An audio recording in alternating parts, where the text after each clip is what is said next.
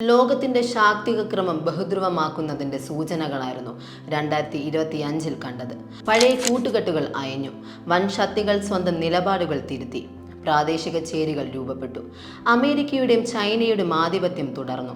Ukraine യുദ്ധം, പശ്ചിമേഷ്യയിലെ സംഘർഷങ്ങൾ, അമേരിക്കയും ചൈനയുമായുള്ള കിടമത്സരം, വിതരണ ശൃംഖലകളിലെ പ്രശ്നങ്ങൾ, ഇങ്ങനെ 2025 ആരംഭിച്ചത് തന്നെ ഇത്തരം സംഘർഷഭരിതമായ അന്തരീക്ഷത്തിലാണ്.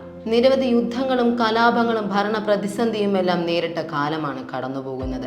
ചരിത്രഗതിയെ പുനർനിർവചിക്കാൻ കഴിയുന്ന അന്താരാഷ്ട്ര ഉച്ചകോടികൾ മുതൽ നൂതന സാങ്കേതിക കണ്ടുപിടുത്തങ്ങൾ വരെയുള്ള ഒട്ടേറെ സംഭവ വികാസങ്ങൾക്കും 2025 സാക്ഷിയായി.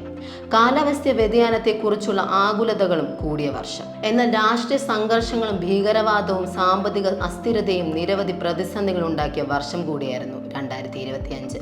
ഒട്ടേറെ രാജ്യങ്ങളിലെ ഭരണമാറ്റത്തിനും ലോകം സാക്ഷിയായി.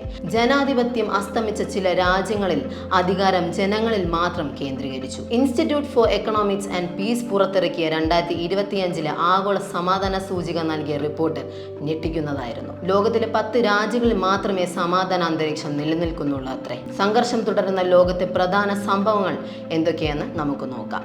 ജനയുഗം ഓൺലൈൻ, കലാപങ്ങൾ ഒടുങ്ങാത്ത ലോകം 2025 നേർചിത്രത്തിലേക്ക് സ്വാഗതം.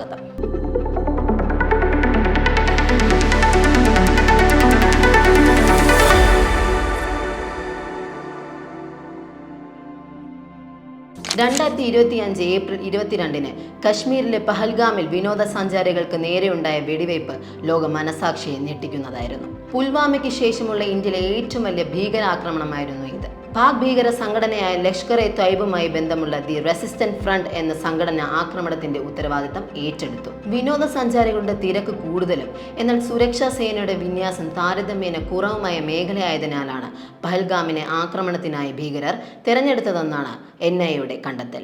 വിനോദസഞ്ചാരികളടക്കം 26 പേരാണ് ഭീകരാക്രമണത്തിൽ കൊല്ലപ്പെട്ടത്.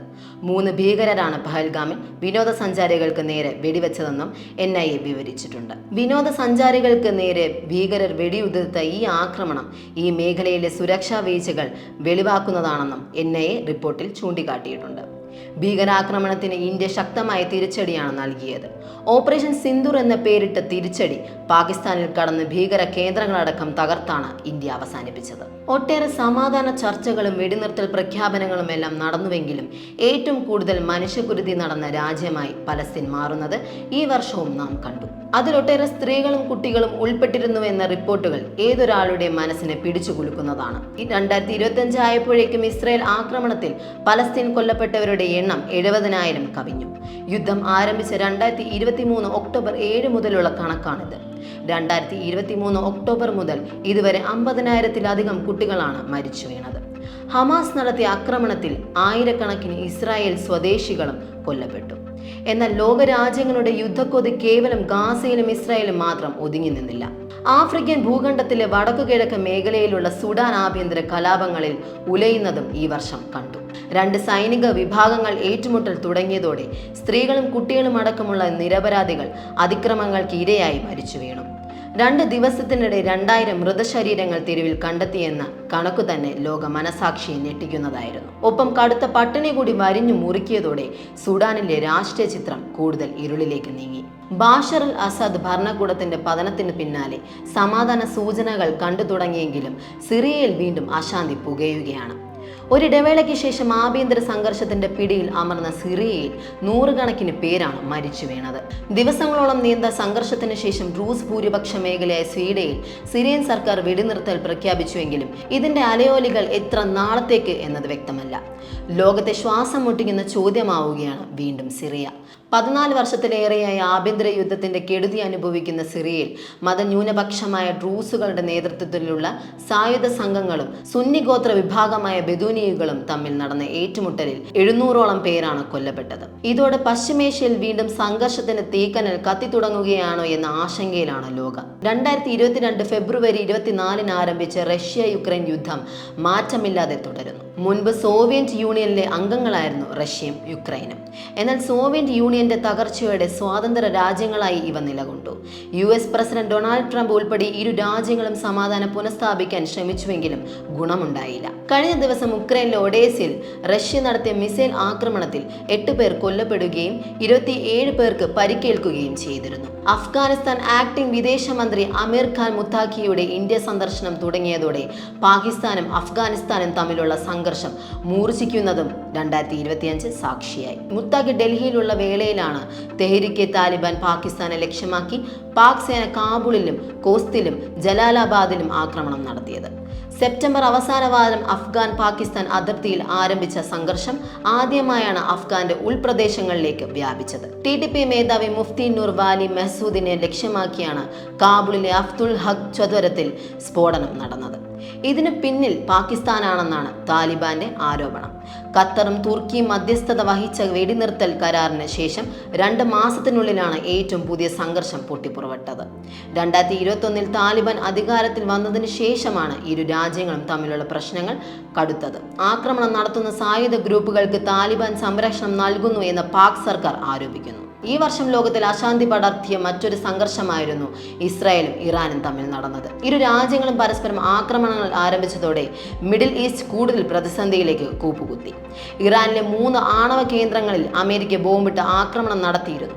ഇതോടെ ഇരു രാജ്യങ്ങളിലെയും സംഘർഷത്തിന് ആക്കം കൂട്ടി. ടെൽ അവീവ്, ഹൈഫ എന്നിവയുൾപ്പെടെ പ്രധാന ഇസ്രായേലി നഗരങ്ങളെ ലക്ഷ്യമിട്ട് ഇറാനും പ്രത്യാക്രമണം നടത്തി. ഇസ്രായേൽ ഇറാൻ സംഘർഷത്തിലേക്ക് അമേരിക്കയും പ്രവേശിച്ചതോടെ സ്ഥിതി കൂടുതൽ വഷളാവുകയായിരുന്നു. ഇറാന്റെ പരമോന്നത നേതാവ് അയത്തുള്ള ഖമേനിയെ വധിക്കുന്നതുവരെ സംഘർഷം തുടരുമെന്നായിരുന്നു ഇസ്രായേൽ പ്രധാനമന്ത്രി ബെഞ്ചമിൻ നെതന്യാഹു വ്യക്തമാക്കിയത്.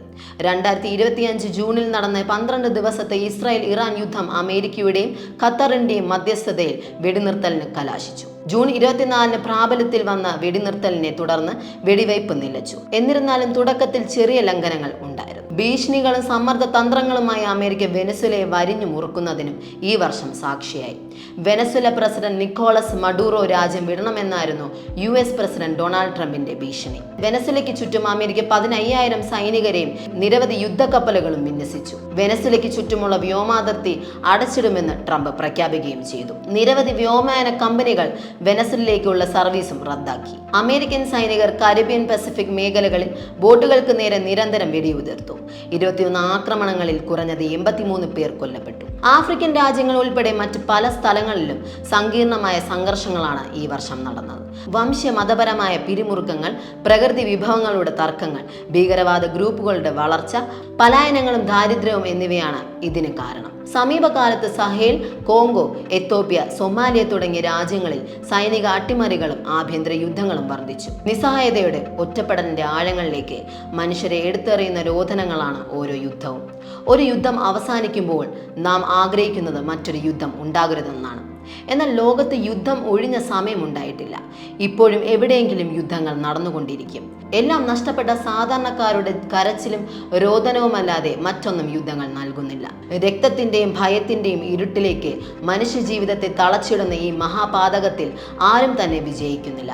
ബാക്കിയാകുന്നതോ തീവ്രമായ ദുഃഖവും വിവരിക്കാനാകാത്ത നഷ്ടങ്ങളും. വംശീയവും മതപരവുമായ തർക്കങ്ങളും അധികാര കൊതിയുമെല്ലാം മാറ്റിവെച്ച് പുതുവർഷത്തിലെങ്കിലും ലോകത്തിൽ സമാധാനം പുലരുമെന്ന് നമുക്ക് പ്രത്യാശിക്കാം. കോർപ്പറേറ്റുകൾക്ക് ആയുധ വിപണിയിൽ ലാഭം കൊയ്യാനും രാഷ്ട്രീയ അധികാരം വികസിപ്പിക്കാനും വലിയ സാമ്പത്തിക ലാഭം കൊയ്യാനും മാത്രം ഉപകരിക്കുന്ന യുദ്ധങ്ങളെല്ലാം അവസാനിക്കട്ടെ എന്ന് നമുക്ക് പ്രതീക്ഷിക്കാം.